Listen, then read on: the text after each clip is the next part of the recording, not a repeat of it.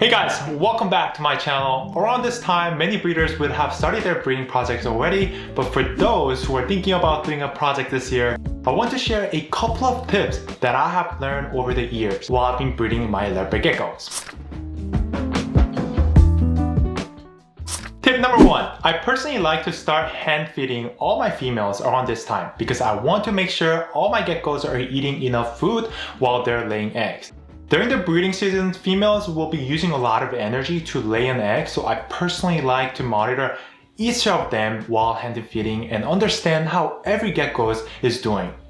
Most females usually eat pretty well, but there is always very few geckos that lose their appetite, so hand feeding does help to assist those geckos to eat well during this time. Tip number two, I always give more supplements for all my geckos, especially calcium powder. Calcium powder helps a lot when it comes to laying eggs, so I always give them extra with a triple dish calcium bowl, like this, in case if females want more supplements when I'm not feeding during the day. I just put a couple of powder in here and just put it separately. I get a lot of questions asking which supplements I use, and for me, I use Helpco brand for both calcium and vitamin. So for those who are wondering where to get them, you can always simply visit our website and place an order right away to feed your geckos. Tip number three, I always make sure my egg box is moist so when females are laying an egg, it won't dry up for the next couple of days. I know this is one of the common things, but what I often see happening during winter, we often turn on heaters quite often and this leads substrate getting dried up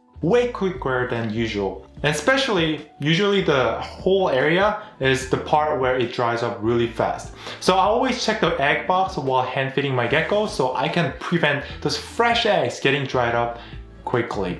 Tip number four, when I find an egg, I will always label each of them clearly so I don't forget later when the egg hatches.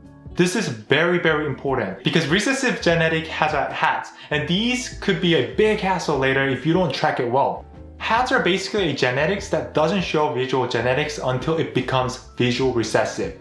It could ruin your future projects if you don't track this well, so I would highly recommend track everything in detail so when the baby hatch, you will know exactly what the baby will be like. So for example, I would put their names, their parents' name, and their genetics, their days, so I can always go back and double check later when my hatching hatches. Tip number five, I personally like using clear plastic egg box because sometimes females covers their eggs with a substrate top over it. So I would normally lift up the egg box and check if there's any eggs underneath the substrate. This really helps finding your egg when it's getting close to egg time for females. So I highly recommend using clear egg box if you can.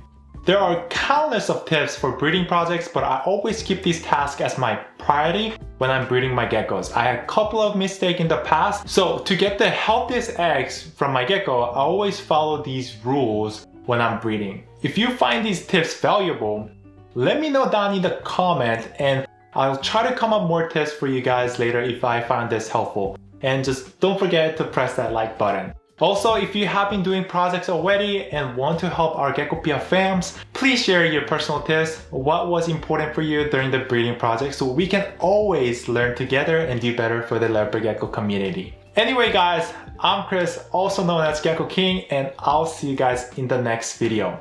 God love, peace out.